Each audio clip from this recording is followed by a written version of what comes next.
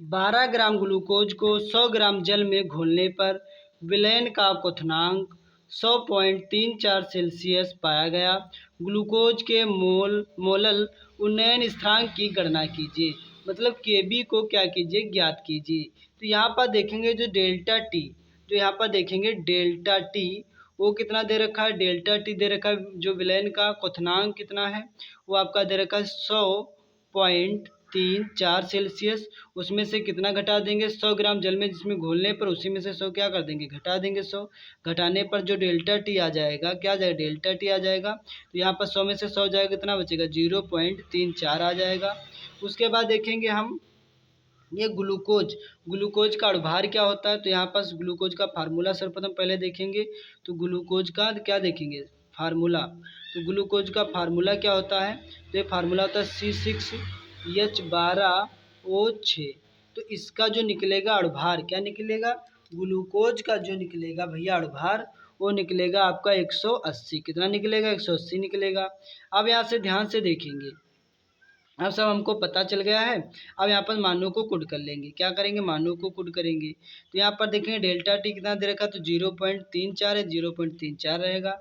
के बी ज्ञात करना है, के बी ऐसे रहेगा इंटू डब्ल्यू बी कितना दे रखा है, जो डब्ल्यू बी दे रखा है वो दे रखा है 12। कितने ग्राम दे रखा है, तो 12 ग्राम ग्लूकोज में कितने ग्राम, तो 12 ग्राम। तो डब्ल्यू बी है।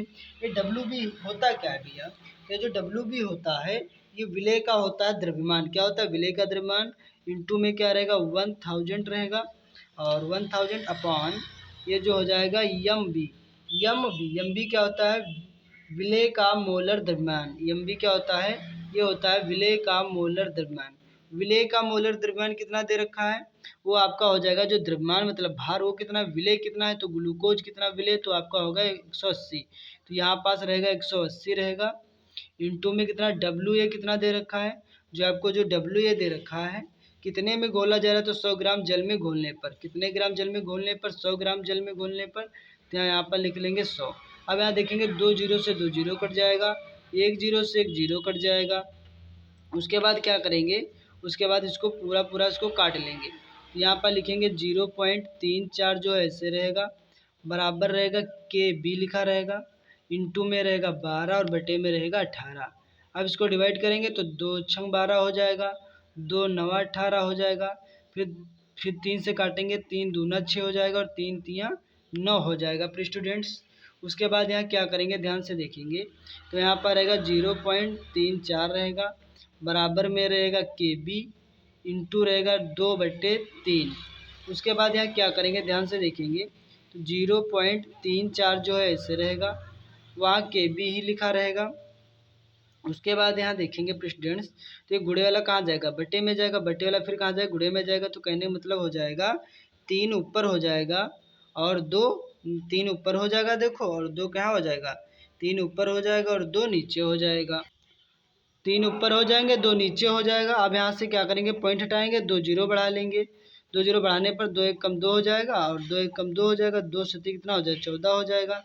अब यहाँ पास क्या बचेगा, यहाँ ऊपर 3 गुणे में बचेगा 17 और बटे में रहेगा 100। कितना रहेगा, 100 रहेगा, बराबर रहेगा के बी।